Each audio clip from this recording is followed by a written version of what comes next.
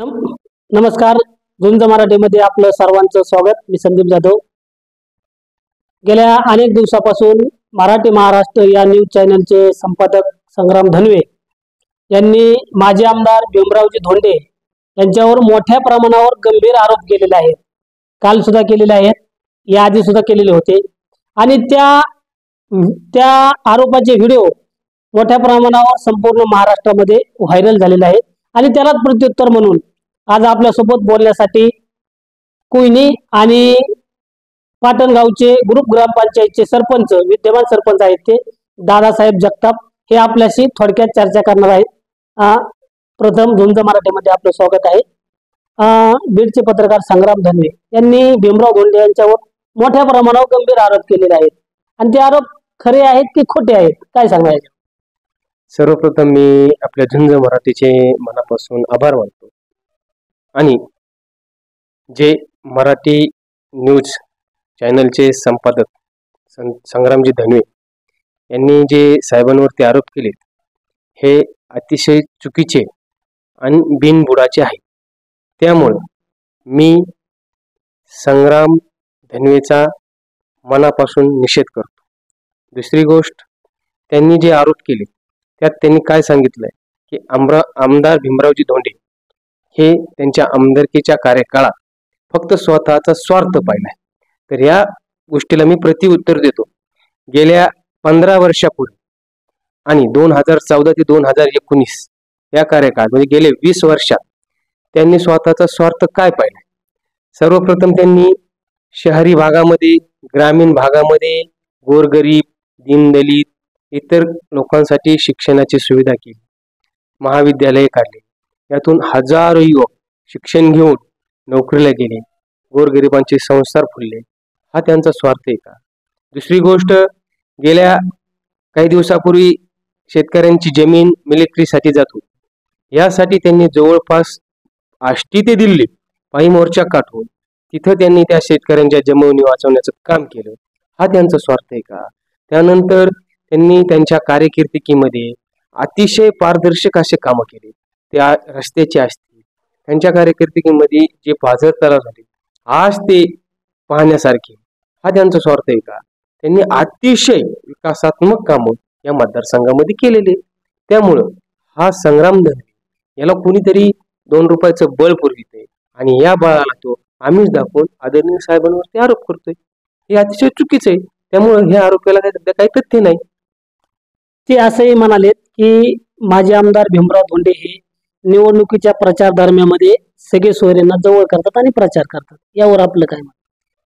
माझं संग्राम धनवेंना विनंती की तुम्ही कधी आलात साहेबांच्या दौऱ्यात? तुम्ही कधी साहेबांच्या दौऱ्यात आलात? तुम्ही साहेबांच्या दौऱ्यात फिरलात? हे कधी मला दाखवून द्या.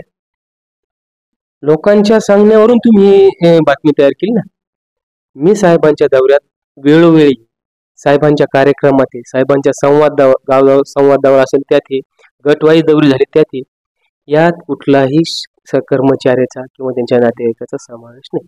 जे साहेबांनी 20 वर्षापूर्वी आणि गेल्या 5 वर्षापूर्वी जी हाडामासाचे कार्यकर्ते तयार केलेत, हेच कार्यकर्ते आज प्रामाणिकपणे त्यांच्या कार्यक्रमात असतात आणि त्याच कार्यकर्त्यांच्या जीवावर साहेबांनी गेल्या 20 वर्षापासून राजकारण केले. संग्राम धनवे हे कधी आले आणि त्यांनी केव्हा पाहिले की साहेबांच्या दौऱ्यात? ते कधी दिसले का? त्यामुळे हे त्यांना कोणीतरी विरोधक कोणीतरी 2 रुपये पुरवता आणि त्यांनी तिथं बीडमध्ये बसून ही बातमी तयार केली ना. ते मतदारसंघात आलेत का? त्यांनी मतदारसंघात साहेबांचं काम पाहिले का? मतदारसंघामध्ये साहेबांनी काय काय केले हे त्यांनी पाहिले का? साहेबांचं विकासात्मक काम हे त्यांनी कधी पाहिलंच नाही. त्यांचा जन्म नसेल तेव्हा साहेब आमदार आहेत ना. ते काय सांगतात की साहेबांनी स्वतःचा स्वार्थ पाहिलाय? तुम्ही येऊन पाहा ना. आणि तुम्हाला जर वाटत असेल साहेबांनी काही नाही केलं, हा दादा जगताप त्यांचा हाडामासाचा कार्यकर्ता आहे, तुझ्या संग चर्चा करायला मी तयार. तू ये. विनाकारण बीडमध्ये बसून बातम्या तयार करणं हे चुकीचं आहे. याआधी पण 10 वर्षापूर्वी किंवा 15 वर्षापूर्वी माजी आमदार भीमराव धोंडे याच्यावर निवडणुका आल्या की आरोप होतात आणि यावेळेसही तसंच झालेलं आहे. निवडणुकी आल्या आणि त्यांच्यावर आरोप झाले. नेमकं काय वाटतंय? साहेब हे मतदारसंघातील अतिशय संयमी नेते. साहेब हे कार्यकर्त्याला कुठं त्रास देत नाही, जनसामान्याला कधी त्रास देत नाही. त्यामुळं निवडणुकीच्या काळात 2024च्या निवडणुकीमध्ये साहेबांचं पारडं अतिशय जड आहे. त्यामुळं विरोधक हे कुणाला तरी खत पाणी घालतात आणि असे गलिच्छ आरोप साहेबांवरती करतात. पण माझं जनतेच्या मनातील 2024चा आमदार हे भीमराव धोंडे, तुम्हाला हे सांगतो. त्यामुळं आणि विकासाच्या मुद्द्यावर आदरणीय साहेब आमदार होणार, त्यामुळं यात कसली शंका नाही. लोक म्हणतात सत्य परेशान होत आहे लेकिन पराजित नाही.